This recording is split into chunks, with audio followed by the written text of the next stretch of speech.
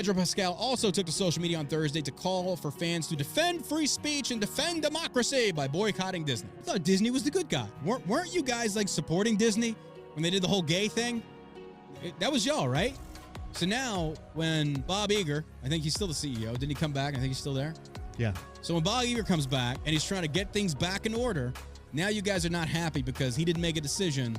Because the left feels like he was censored. He was canceled.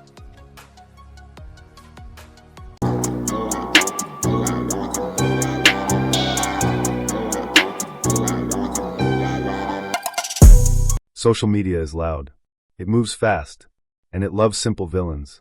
Right now, Disney sits at the center of a global boycott narrative. Online, the verdict feels unanimous.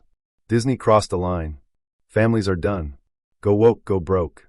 But to understand what's really happening, we have to separate outrage from outcomes and symbolism from reality.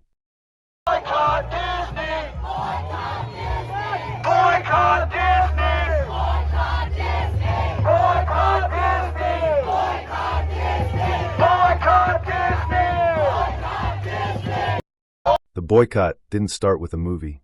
It started in 2022, when Disney publicly opposed Florida's Parental Rights and Education Act, often called the Don't Say Gay law. For critics, this wasn't just a political statement, it was a boundary violation. Many parents believe Disney crossed from entertainment into political activism, especially around issues involving children and education.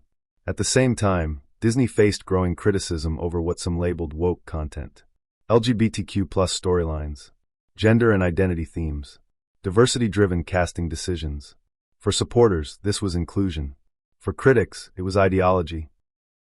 Do you know how much Disney has lost in a year and a half of their stock? I've read a good amount about just like the boycotting just of like the certain movies that they're putting out like that, but I've seen it go down. So $195 billion.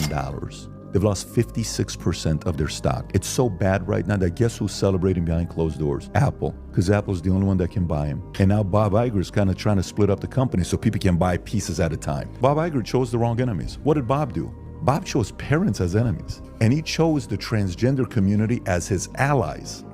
What? Your number one customer isn't kids.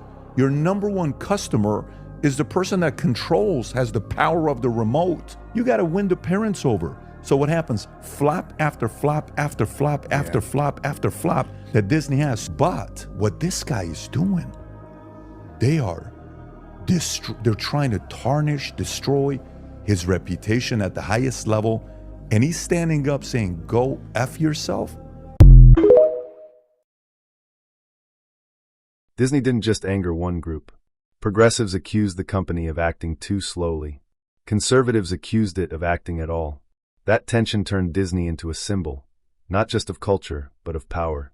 A corporation shaping children's stories, taking public stances, and influencing social norms, while still claiming to be just entertainment. That contradiction is what made Disney a lightning rod.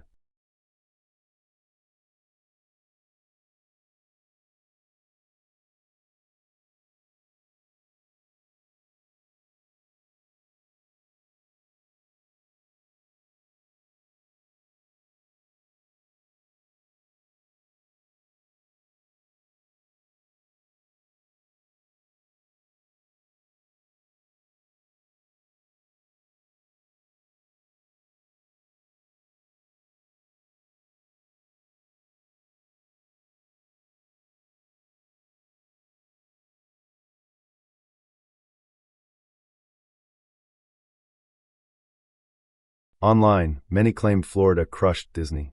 But in reality, contracts held. Courts limited government overreach. And Disney retained most of its development and land control. There was no legal defeat matching the viral narrative. Institutions move slowly. They respond to law, not hashtags. We have some big news right now. The boycott of Disney is growing to the point where Disney Plus stars are literally boycotting the premiere of their own shows in protest. According to the Daily Beast, musicians like Sarah McLachlan and Jewel pulled out of performing at the launch of a new Disney documentary. The documentary at issue is called Lilith Fair, Building a Mystery. And there was a premiere late last night. Disney owns the documentary's distributor, and it was supposed to be premiering on Hulu and Disney Plus. But the red carpet, just hours before it was supposed to happen, was completely axed. A scheduled performance was no longer going to happen because the musicians literally canceled in protest. And according to McLaughlin, she told the Hollywood Reporter, quote, "I know you're expecting a performance tonight, and I'm so grateful to all of you for coming, and I apologize if this is disappointing, but we have collectively decided not to perform, but instead to stand in solidarity and support of free speech." Wow. As always, spread the word. If you canceled your subscription to Disney or Hulu, subscribe to my Substack instead at the link in my bio to support independent journalism. Follow along for more. Despite boycott claims, theme parks remained profitable. Attendance stayed strong. Revenue reflected global economic pressure, not mass consumer abandonment. Streaming losses weren't unique to Disney. They were industry-wide. Outrage didn't translate into collapse. Disney isn't being boycotted just for what it did. It's being boycotted for what it represents. A powerful cultural institution shaping values in a divided world. Social media delivers instant verdicts, but power, law, and reality change slowly. If you want to understand what's really happening, don't watch what's trending. Watch what actually holds up. Over time,